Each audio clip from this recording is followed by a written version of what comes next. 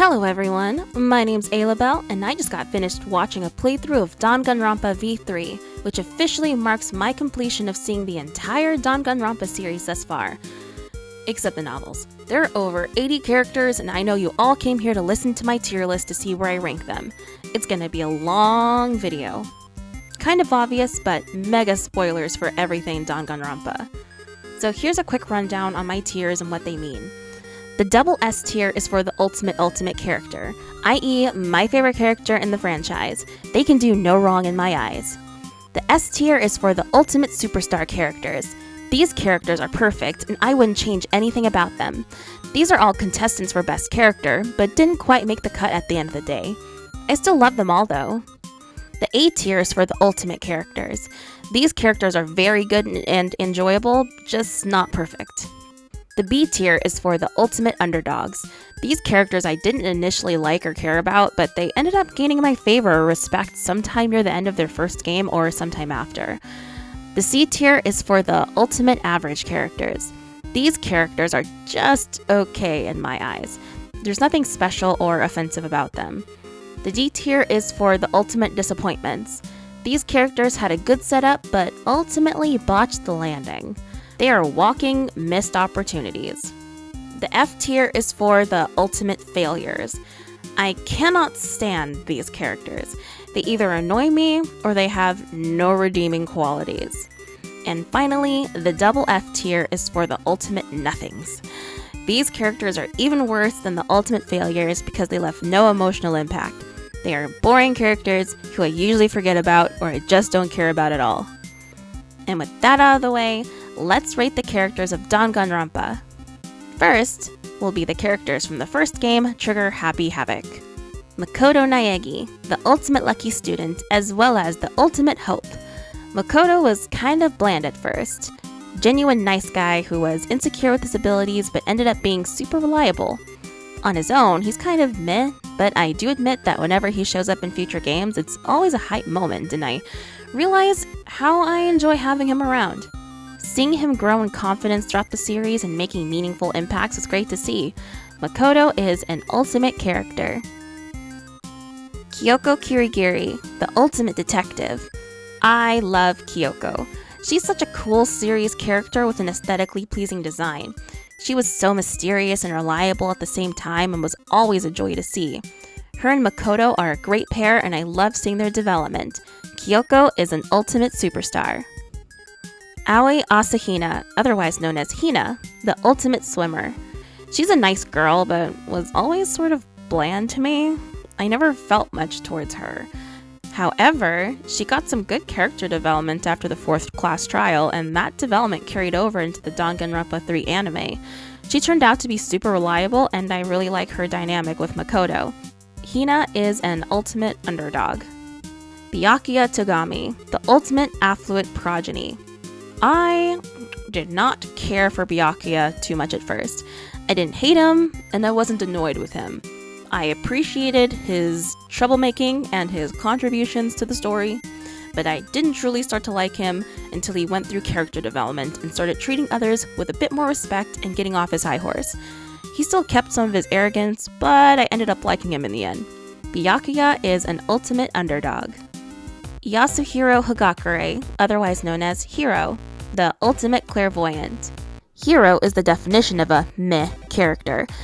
I never found him especially funny, and I am flabbergasted that he survived. He doesn't really contribute anything and just kind of exists. Nevertheless, I'm not offended by him or annoyed. He's fine. Hiro is an ultimate average. Toko Fukawa, the ultimate writing prodigy. Now, Toko did annoy me at first. I don't know why she got on my nerves more than Byakuya did, but the things she said seemed more hate-filled than the things Byakuya said, and she somehow seemed even more entitled than him despite her insecurities. However, Ultimate Despair Girls gave her a lot of much-needed character development, and I like her so much more now. Toko is an ultimate underdog. Genocide Jill, the ultimate murderous fiend. I immediately liked Jill. She's so crazy and chaotic fun. Her high energy is just so fun to watch. She's a crazy good fighter, and it's impressive all the things she's able to do. It was also cool to see her get character development along with Toko. So yeah, while I don't condone her actions outside of the killing game, she is still a fun character to watch. And presumably she turned over a new leaf after the events of the first game, so yay. In any case, Genocide Jill is an ultimate superstar. Celestia Ludenberg, otherwise known as Celeste, the ultimate gambler. Love her aesthetic, and I love how smart she is. For the most part, she is cool, calm, and collected, but the few times where she loses it is always fun to see. I always thought it would be entertaining to just watch her and Byakuya banter back and forth between each other. They did it like once, and I just wanted more of it. Too bad they didn't interact much. I think her death was the first time I was sad to see a character go in the Danganronpa series. In any case, Celeste is an ultimate character. Chihiro Fujisaki, the ultimate programmer. Honestly, Chihiro is kind of boring to me. If he hadn't made alter ego, I wouldn't give much thought about him. I feel bad about his situation, but he himself is just blah. Chihiro is an ultimate average. Hifumi Yamada, the ultimate fanfic creator, which I know isn't what it actually translates to from the Japanese. It's more like a doujinshi creator. But anyway, Hifumi is kind of just whatever to me as well. He's not offensive, he's not annoying, he's just there. Hifumi is another ultimate average. Taka Ishimaru, the ultimate moral compass. My nickname for him was the ultimate good boy. Now, Taka is an entertaining character, but at the same time, I never give him much thought. It's kind of weird. Prior to his bro dying, he's fun to watch, but I don't know, I just don't care about him that much. Taka is an ultimate average. Leon Kuwata, the ultimate baseball star. Oh boy, do I not care about Leon in the least. I often forget he's in the series. I legit heard some other Let's Players talking and referencing him, and I thought they were talking about a Leon from a completely different game. I promise you, I forgot this guy's existence. Leon left no impact on me. Leon is an ultimate nothing. Sakura Ogami, the ultimate martial artist. Sakura is definitely a sweetheart, and I did enjoy getting to know her and seeing how pure a soul she is. I personally think that she's kind of boring, but I admire everything she brought to the table and how she inspired the surviving students. Sakura is an ultimate character. Mondo Owada, the ultimate biker gang leader. I don't really care much about Mondo. His tough guy shtick wasn't particularly entertaining. I respect him for admitting what he did was wrong and admitting why he did what he did, but I just don't care. Mondo is an ultimate average. Sayaka Maizono, the ultimate pop sensation. Another character I forgot existed. Every time I see her, I'm like, oh yeah, she's there too. I know she should have more of an impact considering she got the killing game started, but she's just so bland to me. Sayaka is an ultimate nothing. Mukuro Ikusaba, the ultimate soldier and the ultimate despair. We don't get to see much of Mukuro being Mukuro. It wasn't until Danganronpa 3 on the despair arc that we got to see what she was actually like. Not even getting a proper flashback and trigger Happy Havoc to see her and Junko's dynamic was a missed opportunity. Not having a glimpse of the real Mukuro was a missed opportunity. Mukuro is an ultimate disappointment. Monokuma. He is so iconic, and before watching the series, I always wondered what he was about because I saw this bear in so many places in the anime circles. He's such a terrible person, bear, whatever, but he's so entertaining while being terrible. He's funny and charismatic and so unapologetically evil and cruel. Like, you hate that he's making our favorite characters kill each other, but he's so fun to watch. Monokuma is an ultimate character. Junko Enoshima, the ultimate fashionista and the true ultimate despair. Oh, Junko. She's a lot to process, but 1000% fun to watch. Her being Monokuma, she's also unapologetically cruel, and you can tell that she lacks any sense of empathy, but she's so smart and capable, and her switching personalities is fun to watch. She is a fantastic final villain. Junko is an ultimate superstar. And that wraps up the characters from Trigger Happy Havoc. Now let's move on to our friends from Goodbye Despair. Hajime Hinata. I like Hajime for most of the same reasons why I like Makoto. As opposed to Makoto, Hajime has a meaningful backstory and had an interesting mystery behind him. Seeing his moment of triumph and hope was great.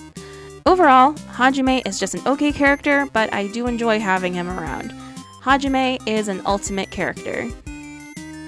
Akane Owari, the ultimate gymnast. I appreciate Akane's fierceness and how she's willing to stand up for herself and that she becomes more okay with admitting her softer side. Having said all that, Akane is just okay for me. I don't care about her all that tremendously, but I don't dislike her either. Akane is an ultimate average. Fuyuhiko Kuzuryu, the ultimate Yakuza. I did not care for him at first. He had a foul mouth and was mean-spirited to an annoying degree. Like, you could tell that deep down he had a softer side, but his overcompensation was grating. However, he had fantastic character development and a redemption arc that I always appreciate seeing. I legitimately enjoyed having him around after this development, and he has become one of my favorites. Fuyuhiko is an ultimate superstar. Sonia Nevermind, the ultimate princess. I also didn't care for her at first. I found her boring and kind of pointless. However, again, that's because I didn't initially notice her personality quirks that were definitely there since the beginning. Once they became more highlighted as the story went on, I realized just how enjoyable she was. Her unconventional interests, wholesome personality, and her bond with Gundam is everything. Sonia is an ultimate superstar. Kazuichi Soda, the ultimate mechanic. Most of the time, Kazuichi is just okay. I usually don't have a problem with him. However, whenever he got into pining for Sonia mode, he became super annoying and pitiful. He just couldn't take a hint that she's not into him, and that was very annoying to watch, especially for a game that's super long. I just think he was a missed opportunity, because the writers could have had him come to that realization that she's not into him, and have him move on and actually try to treat Sonia like a person. It's a shame we didn't get more from him. Kazuichi is an ultimate disappointment. The ultimate imposter. This guy manages to put the viewers/players through an emotional roller coaster initially, but he turned out to be a really chill and reliable guy. I didn't initially care about him, as we don't know much about him as himself, but I think he's cool. I think it's cool how he's willing to help out and how he considers his classmates precious to him. The ultimate imposter is an ultimate underdog. Chiaki Nanami, the ultimate gamer. Chiaki. I love her so much. She's my second favorite character in all of Danganronpa. She's so sweet and supportive, and I love her personality. She's so super chill and goes at her own pace, but is super reliable, and gaming has given her awesome reasoning skills. We lost this darling angel twice! Ugh. I was initially reserving my ultimate spot for one character only, but I need to put Chiaki there too. Chiaki is an ultimate. Gundam Tanaka, the ultimate breeder. From the first moment Gundam was on screen, I instantly loved him. He's so extra and dramatic in the best way. I love it. He's also so nice and wholesome, more than he's willing to admit. He and Sonia are so cute together. They are like my favorite ship in all of Danganronpa. And his Dark Devas of Destruction are great too. Gundam is an ultimate superstar. Hiyoko Saionji, the ultimate traditional dancer. While I usually don't care for characters who are mean-spirited and jerkish, Hiyoko didn't bother me that much. Her picking on Mikon wasn't cool, but overall I didn't mind her. I am bothered that she didn't get a complete character development. Well, I mean, you could make the argument that she did develop, just in the wrong direction, as opposed to Fuyuhiko, who developed in the right direction, but I don't know. I would have liked to see her really get along with everyone. Because she feels so incomplete to me, Hiyoko is an ultimate disappointment. Ibuki Miyoda, the ultimate musician. I liked her off the bat. From her appearance, I thought she would be sort of edgy, but she's very peppy and high energy, always excited for a fun time. She has a great design as well. Ibuki is an ultimate character. Mahiru Koizumi, the ultimate photographer. She is by far the most boring person in this game. I just do not care for her character. Mahiru is an ultimate nothing. Mikon Sumiki, the ultimate nurse. She's okay. I usually don't care for characters who apologize so much so frequently as I find it annoying, but Mikon is ultimately fine. She's a sweet girl, but I ultimately don't have much of an opinion about her. Therefore, Mikon is an ultimate average. Nagito Komaeda, the ultimate lucky student. Nagito. I don't like Nagito. At first, I thought he was cool, but once he went all crazy on Hope, talking about Hope so often, going on Hope monologues, doing stupid and questionable things for Hope this, Hope that, Hope, and Hope versus Despair, all that stuff, I had to tell him to shut up at some point. Plus, his frequent self-deprecation is also annoying. It's actually kind of a shame because we see in Danganronpa 3 in the Despair arc that Nagito is actually pretty chill and kind of pleasant to be around when not in a stressful situation. But unfortunately, most of the time we're with him is in a stressful situation, and thus the Hope fanatic comes out. So yeah, not a fan. Nagito is an ultimate failure. Nekomaru Nidai, the ultimate team manager. I'm not a fan of so many of Nekomaru's lines referencing his bathroom tendencies. Thanks to Akane, I know there is more to his character, and he earned my respect because of what he's willing to do for his friends. I just wish they lessened the toilet humor with him. Nekomaru is an ultimate average. Peko Pekoyama, the ultimate swordswoman. Aside from her awesome design and her touching relationship with Fuyuhiko, I don't really think much of Peko. She's kind of boring to me. Like, if Fuyuhiko didn't exist, Peko would be completely forgettable to me. Because of that, Peko is an ultimate nothing. Teruteru Hanamura, the ultimate cook. I don't like Teruteru. 5% of the time, he's denying the situation they're in. 10% of the time, he's talking about normal stuff or cooking. The other 85% of the time, he's saying something perverted. I know there's a personality in there somewhere, as well as a sympathetic character considering his motive for doing what he did, but I don't like that he's mostly just the perverted one. Don't get me wrong, perverted characters pop up a lot in anime, and I usually don't mind them because they usually have characters beyond their perversion. But Teruteru is so one note that it's annoying. Teruteru is an ultimate failure. Izuru Kamakura, the ultimate hope. Sorta. Izuru was built up to be some big bad evil guy, but he's really not. He's just super apathetic and gets bored easily. He allows bad things to happen, but he himself isn't very active. He's just kind of there. I was gonna say that he was an ultimate nothing because of how boring he is, but he's more like an ultimate disappointment because he was hyped up to be something cool and awesome when he's not that impressive.